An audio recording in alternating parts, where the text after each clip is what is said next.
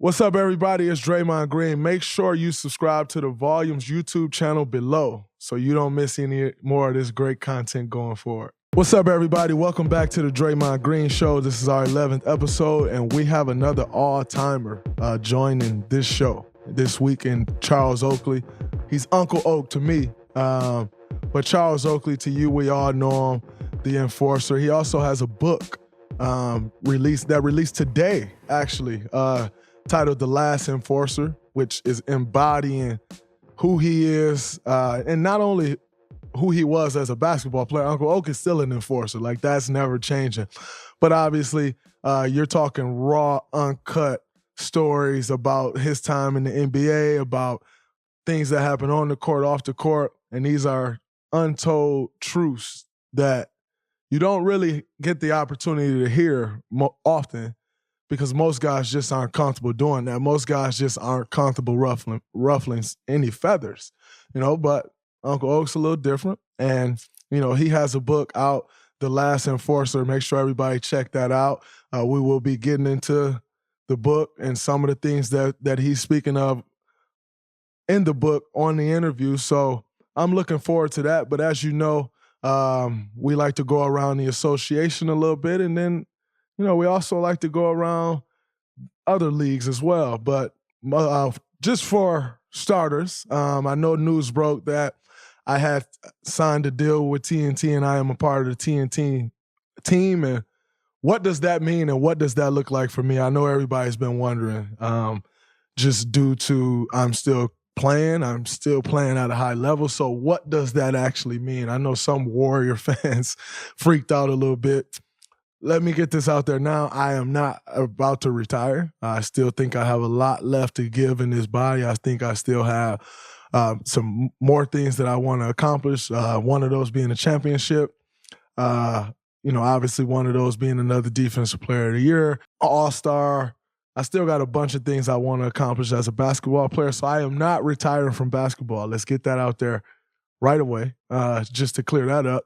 But what the TNT deal is, number one, just being a part of the family. Most importantly, you've seen me on there over the course of the last couple of years, starting with the bubble, due to my team not being in the bubble, had an opportunity to go on and sit up there with the guys.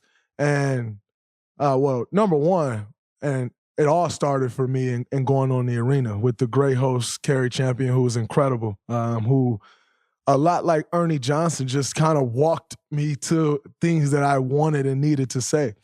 She was incredible. And so that's kind of where it started for me with TNT. And then obviously with Charles Barkley and Dwayne Wade, two Hall of Famers, legends. D-Wade's not a Hall of Famer yet, but it's only a matter of time. We just need, kind of like the Warriors championships used to be, you just kind of need that date on the calendar to get there, and then boom, it happens. So that's kind of Dwayne Wade as a Hall of Famer. So two Hall of Famers, Carrie Champion, who will be a Hall of Fame journalist or analyst, or, whatever way you want to go with it. She's incredible. So having the opportunity to share the stage with those three and we were doing the arena. And obviously at that time, we were highlighting things that was going on in America, and not only in America, around the world. And that was just kind of my first crack at it. And it's like, oh man, like this is pretty fun. I enjoy this. I like this. And then we did that throughout the week. And then I had an opportunity also to go on inside the NBA. And for me, that was incredible. Number one, we always hear about Studio J, and Studio J, all of these things. And it's kind of taken on a life of its own, which I think is incredible. So when I first arrived at Turner Studios, and that may not be the correct name, but cut me a little slack there. But when I first arrived at the studio, the first thing I asked is, where's Studio J? Like, I want to see Studio J. Like, this place is historic. Like, it's Emmys coming out of there. Like, it's greatness spewing out of there. I want to see Studio J. So it's right in front as soon as I walked in. So I'm like, oh man, this is incredible. And then obviously we didn't get Studio J stage. We went to another stage, and I kind of had to work my way to Studio J, which was great. I'm all for putting the work in. But just having those opportunities to showcase who I am, what I stand for, how I speak, how I fit in, But most importantly for me was having that opportunity to learn. And, there's just things that you don't realize as a player. I've always heard like, you're a great interview. You're going to be good at TV because you're a great interview. And the reality is it does not necessarily mean that, because there's so many other things that goes into doing that job that you don't even realize. I want to speak, and I think I spoke about this before, but the mistake I made when doing the arena, we were interviewing Masai Ujiri from the Toronto Raptors, and I completely butchered my question. And in part due to the producer in my ear telling me, you got 10 seconds left to get your question out. You got 10 seconds to get your question out because you have to give him enough time to talk. We have to get to the commercial break. And so he's telling me in my ear I got 10 seconds, and now I'm trying to frame that question the right way with 10 seconds. And so I asked Masai, I said, they had put Black Lives Matter on their bus. And when they put Black Lives Matter on their bus, they're driving through the streets of Orlando with a Black Lives Matter bus, the team from Toronto. And now, when all of this had happened, all of these things started to happen, and one of the reasons we actually did the arena, that was prime George Floyd just being murdered, God rest his soul. Still sending my thoughts and prayers to the family, as just because it's been a year or year and a half, whatever it's been, that pain don't go away. So I still send my love to them.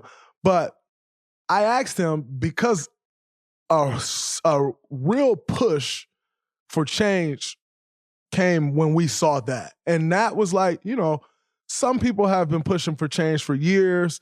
Obviously us as an African-American culture, but not just of the African-American culture, but been pushing for change for years. And then once we saw that, that's when you just felt like so many people came on board and was like, oh yeah, I see what they're talking about. There definitely needs to be change, and so on and so forth.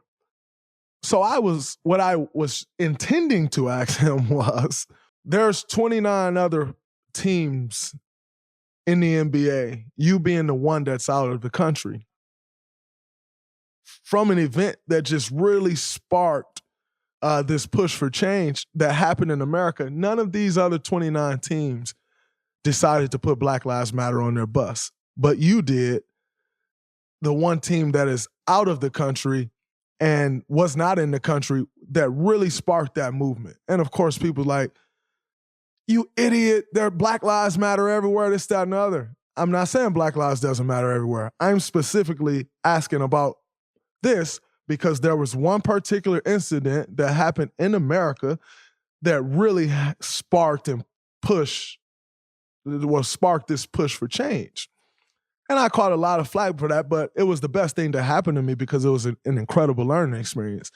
And so that was kind of the beginning for me. And then, I've gone on to do other things with the TNT team, and it just felt like home for me. It felt like the place that I wanted to be. It felt like a family. One of the main reasons I went to Michigan State, when it came down to my final three schools, it came down to Michigan State, Michigan, and Indiana.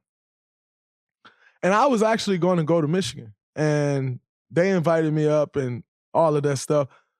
But it just didn't feel like a family to me. And Michigan State felt like a family. And that's why I chose to go to Michigan State. Turner and the TNT team, it just feels like a family to me, like everyone's family. I mean, even, you're talking other analysts, everyone who's a part of that family reaching out to me when I sound like, you're a part of the family, welcome, this is exciting, it's super dope. Like, you just don't get that energy from everywhere. And I know how important that is to success. Everywhere I've gone, the Golden State Warriors, like, we all operate as family. Like, we're all one. We're all pushing for the same goal. We take care of each other. That's important to success. At least it's always been important to success for me in my life. And so I have a huge appreciation for that. And I'm extremely thankful for the Turner team, obviously starting at the top with Jeff Zucker, Lenny, Craig, Tara. They've been incredible to me. And so it was a no-brainer for me once they made the offer. Like, absolutely, I'd love to be officially a part of the family. And so that's kind of that. How will it work out? I'll do things when I can. we're going to win a championship this year, but say, for instance, in a year that we don't win the finals, and, there's an early exit, because those do happen, I'll go to work and I'll possibly be on your TV screen and sharing some of my thoughts on the games, some things that I think a team can do better, all of those things. So that's kind of how it will work. It's not like I'm going to be flying from San Francisco to Atlanta with one day off in between games to go to the studio. Like, no, but there will definitely be a bunch of time that I'll have, and I can go on and, pretty much fulfill my duties. And that's what I'm looking forward to. I absolutely love doing it. So it's a no-brainer for me. I am extremely excited about Andrew Wiggins being named an all-star starter. Like, you're talking a guy who was written off, traded. He actually got traded as the number 1 pick before he ever played a game. He got traded in Summer League, which is very unusual. So his career started off rocky. Like, his career started off like going through something that I've never been traded. Like, I've never been through that. So here I am 10 years in, and he starts his career off 10 days in with that. So that's already an adjustment. He goes to Minnesota, which at that time wasn't a very good organization, had been losing. And, it's obvious that they've improved now and new ownership group and all those things. But at that time, wasn't a good organization. And then he's left to figure things out on his own. And, he played well, but not to the level of the number 1 pick and what most people want to see. And so then he obviously gets traded to the Warriors, and it was kind of just like they didn't want him. Like, they just gave him away. The moment he got here, I'm like, oh man, this guy, he competes, he defends. Like, he does things that I did not expect from him. And it was at that time where I'm like, oh no, like, we really have something serious here. And now it's about teaching him how to play winning basketball, because he hadn't done that for 6 years or whatever that time was. It's about instilling that confidence back in him, because somewhere along the way, that's been snatched away. But if you can do those two things, this guy is, number 1, super talented. Number 2, he can really help us win. And so that was the task. Now, you don't complete that task without him wanting to do those things and him wanting to be that. And so he put the work in with his trainer, Chris Johnson, with the coaching staff here. He's put that work in. And you just, as a teammate, you try to assist and help where you can, most importantly, being with your play on the court. And so we're having a good year. He's having an incredible year. But I want to point out one thing, what it shows. I'm not sure Wiggins is averaging more points this year than he's averaged any other year, especially since maybe his second or third year in the league. But what it shows you, and for young kids out there, how important winning is. Like, winning is extremely important. And when you win, you get you're viewed differently. You get different recognition, and so now here we have it. Andrew Wiggins is an all-star starter. Well deserved. I couldn't be happier for him. It's funny because the day all-star starters were announced, I gave him like this little speech earlier that day, like, hey man, starters come out today. I think you will be announced as a starter. But if not, you will be an all-star, so don't. And that wait till that following Thursday is long and it's tedious and you want it to happen. But no matter what, if you're not named an all-star starter tonight, you're going to be an all-star. Rest assured, like, appreciate your work that you've done, but continue to get it, continue to grind, continue to do what you're doing for the team. But just know that wait, that week-long wait is long and it's slow. It goes by very slow. And we were just joking and laughing about it, but it was incredible to see him named an all-star starter. I'll tell you a funny story. Steph also is named an all-star starter. Hence the fact I just didn't say, congratulations to Steph for being an all-star starter too. And I did that purposely, but I didn't do that purposely in our team group chat. The moment they announced Wiggins an all-star starter, I hit the group chat like, Wiggs, congratulations, man, that's incredible, blah, blah, blah. Other guys came in, Wiggs, that's dope, congratulations. Steph's in this group chat, it's our team group chat. And Andre comes in, you know, the elder statesman. Andre comes in and he says, "Hey, Steph, congratulations. Don't let these MFs act like this. That what you doing not elite. That shit is elite. Congratulations, Steph." And I go back to the chat. I'm like, wow, my fault, 30. I truly apologize, brother. Congratulations. And it's funny because Steph had already started. Wiggins, congrats. I didn't think anything of it. Like, he made nothing of it. We're all excited for Wiggins. It's not that we're not excited for Steph.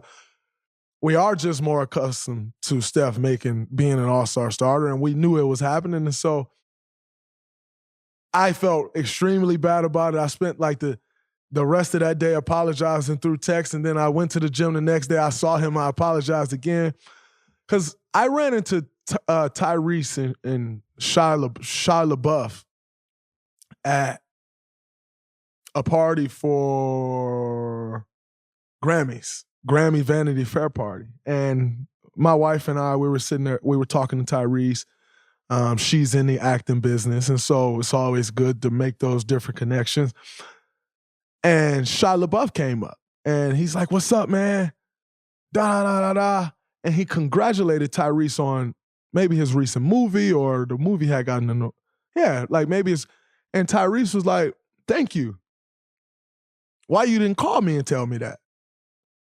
And he's like, "I don't know. Like, I don't know why I didn't call you and tell you that." And Tyrese's point that he made was, you know, we all get so caught up in what we're doing. We get so caught up in the successes that people has had, and getting caught up in those successes and seeing people have constant success, we forget to congratulate them on the successes that they are currently having.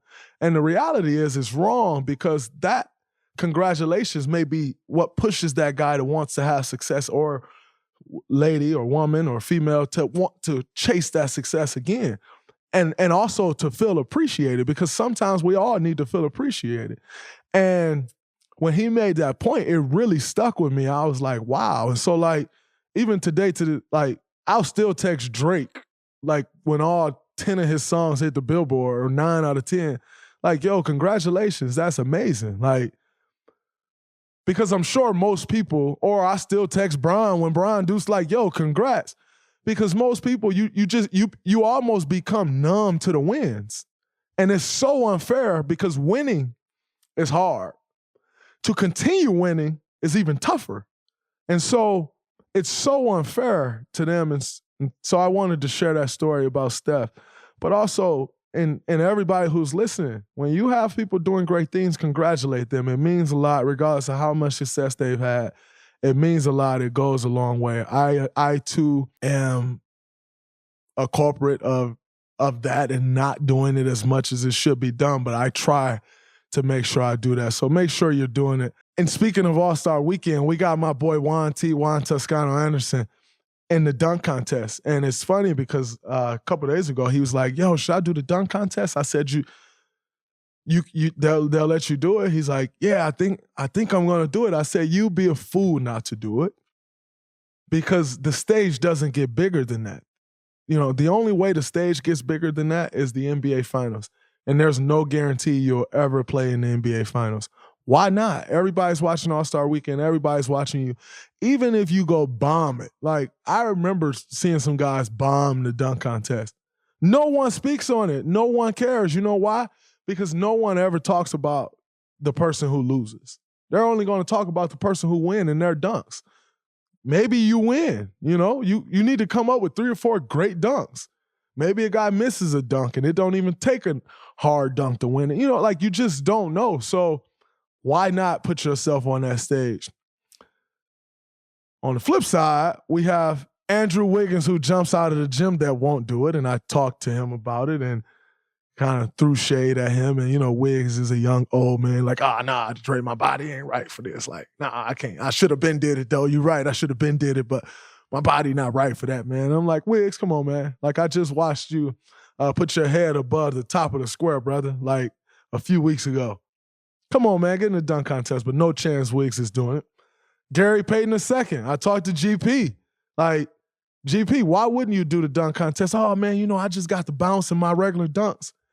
GP, if you dunk or if you do something with senior, that's a 40 or 50 or 50, whatever it is. So there's 150 right there.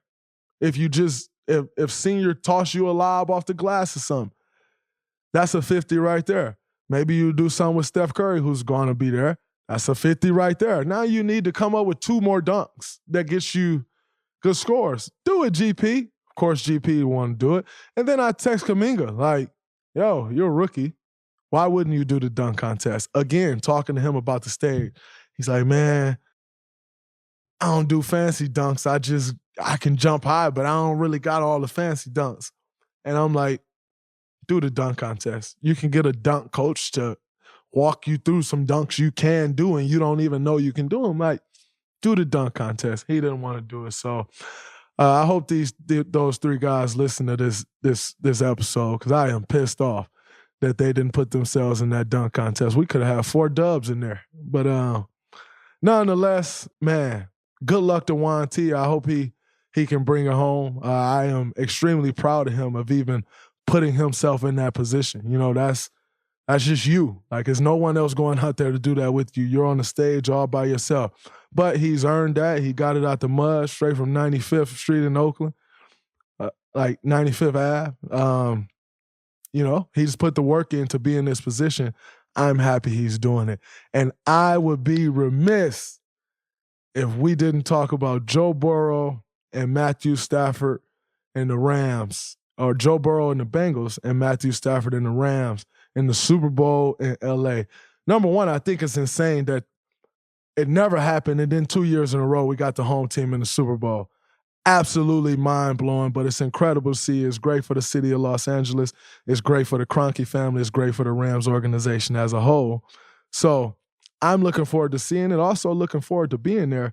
But how about Joe Burrow and like Joey Burrow is just unfazed by everything. Like, he's going out there, he's playing as if he's a 10-year vet and just like going out there and unfazed and leading his guys. Like, I mean, you watch that first half, he had no time to make decisions, but he made enough decisions and created enough plays with his legs and extended enough plays with his legs to where they were only down 21-10 at halftime. And if you follow football, they were also down 11 points in week 17 when they played against the Chiefs. And it was kind of like deja vu all over again. But kudos to him and how he stayed the course and how he continued to lead his guys. And Jamar Chase is a generational talent. Like, Joey Burrow is great and he's incredible. But I do understand you are only as great as the guys next to you allow you to be. And Jamar Chase, what he's doing to opposing defenses, that's opening up everything else, and then sure enough, he comes open after a while, is incredible. Like, that guy there, he's already in the conversation for the best wide receiver in the NFL, and he's in year 1. So what they got going there in Cincinnati, I think, is incredible. Huge shout out to Matthew Stafford. Obviously, I'm from the state of Michigan. I am a Pittsburgh Steelers fan, but I do like to see the Detroit Lions win, and that rarely happens. And so Matthew Stafford has caught a lot of heat over the years of just being a stat guy. Well, the first year he leaves the Lions and go to the Rams, all of a sudden he's in the Super Bowl. And he's showing what he's capable of and how good of a player he is. So I'm very happy for Stafford. I'm looking forward to this game. I think it's going to be a great game. I do have the Rams winning. I think the Rams will take it at home for the second year in a row, the home team taking the Super Bowl.